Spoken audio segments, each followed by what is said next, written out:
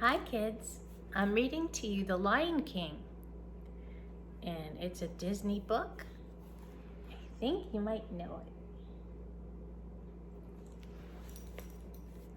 The hot African sun rose over Pride Rock as it did every morning, but today was no ordinary day. The animals of the Pride Lands were gathered together to honor the birth of King Mufasa and Queen Sarabi's newborn cub, Simba. The king and queen watched as Rafiki, the wise baboon, held Simba up for the whole kingdom to see. The elephants trumpeted, the monkeys jumped up and down, and the zebras stomped their hoofs with happiness.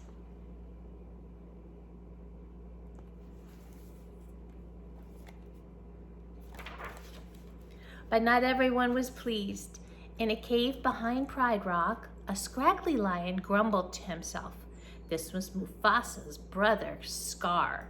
He was jealous because Simba would be the next king. Mufasa and his trusted advisor, Zazu, appeared at the cave after the ceremony to find out why Scar had not come. Zazu shook his head. You should have been first in line. I was first in line until the little hairball was born. He turned and walked out of the cave. Whoops.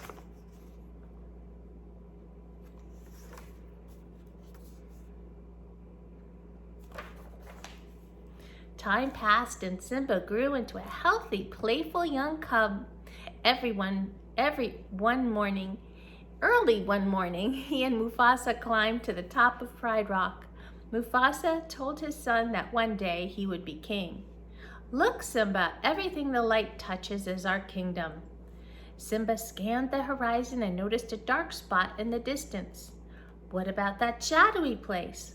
That's beyond our borders. You must never go there, Simba.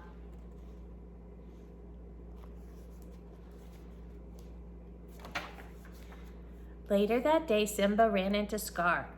Hey, Uncle Scar, guess what? I'm gonna be king of Pride Rock. My dad just showed me the whole kingdom, and I'm gonna rule it all. Scar looked slyly at the young cub. He was plotting to get rid of Simba so he could be the next king.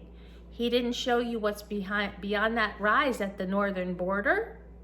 Well, no, he said I can't go there. And he's absolutely right. It's far too dangerous. Only the bravest lions go there.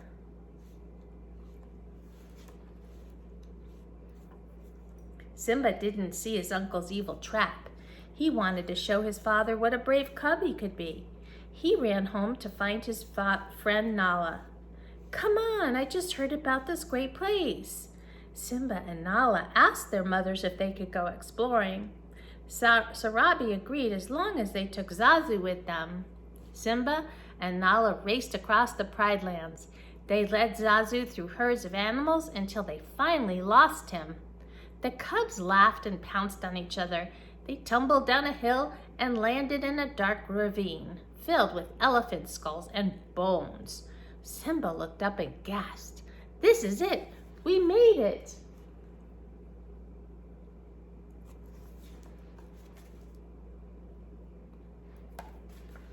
Before the cubs could explore any farther, Zazu tracked them down.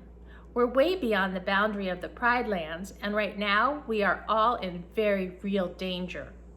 Suddenly, 3 hyenas appeared. They were Banzai, Shenzi, and the always laughing Ed. They backed the cubs and Zazu into a corner. Just when it looked as if there was no way out, a giant paw appeared and knocked the hyenas over. It was Mufasa. If you ever come near my son again, the frightened hyenas quickly ran away.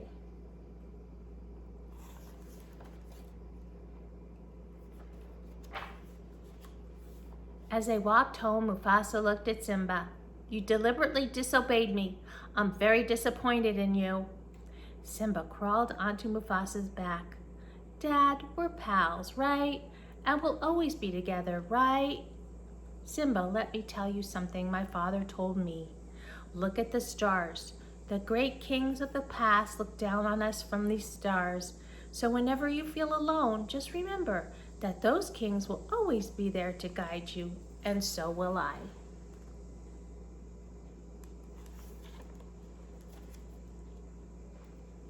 Meanwhile, back at their lair, the hyenas had a visitor. I practically gift wrapped those cubs for you, and you couldn't even dispose of them? Scar was furious, but he had a new plan. He warned the hyenas to be prepared. Banzai laughed. Yeah, be prepared. We'll be prepared for what? Scar glared at the hyenas. For the death of the king.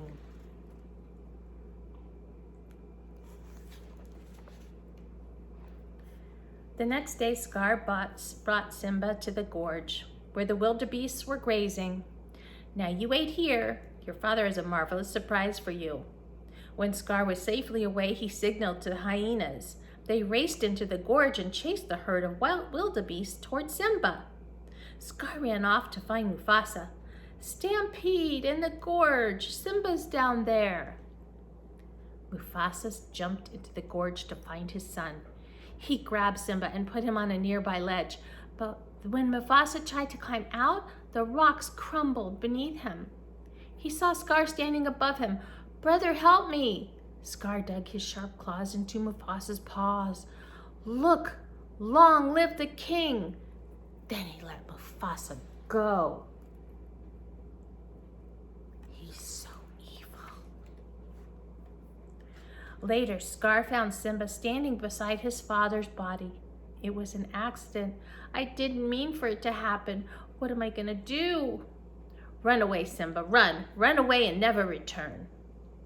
While Scar returned to rule over Pride Rock, Simba did as his uncle said. He wandered until he could not walk anymore. Finally, he collapsed to the ground.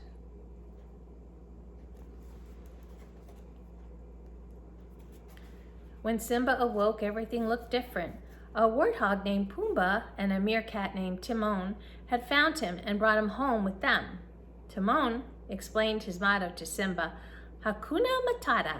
It meant no worries. You gotta put your past behind you, and that's exactly what Simba did. Years passed and Simba grew up. One day he saw a lioness attacking Pumbaa. Simba came to his friend's rescue, but the lioness easily flipped Simba onto his back. Looking up at her, Simba realized that the lioness was his old friend, Nala.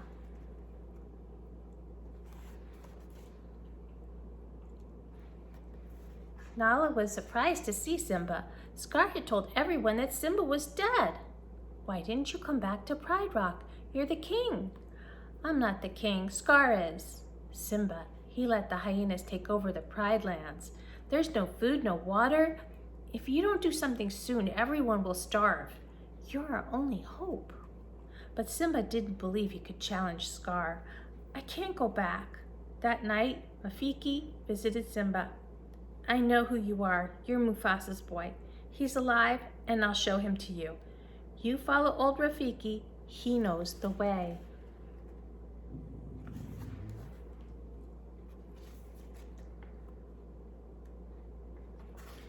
Rafiki led Simba to a nearby pond. Simba looked into the water and saw a lion. That's not my father, it's just my reflection. Rafiki shook his head. He touched his finger to the water and it began to swirl. Look harder, you see, he lives in you. Suddenly, Mufasa's shape appeared in the clouds. Look inside yourself, Simba. You are more than what you have become. You must take your place in the circle of life.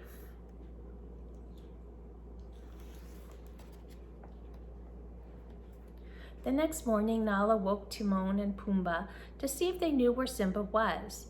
Just then, the trio heard laughter overhead. It was Rafiki. He told them that Simba had gone back to the Pride Lands to take his rightful place as king. Back at Pride Rock, Scar was fighting with Simba's mother. Suddenly, a mighty roar shook the ground. Scar turned. There, on a rock above him, stood Simba. Scar pounced on Simba, and the two fought. Finally, Scar backed Simba over the edge of a cliff. With his nephew dangling below him, Scar whispered the truth. He was the one who had attacked Mufasa.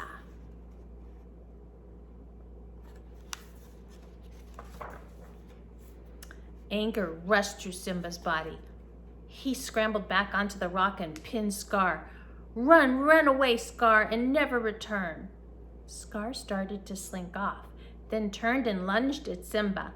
With a swipe of his giant paw, Simba knocked his uncle over the ledge. Scar plunged into the gorge below.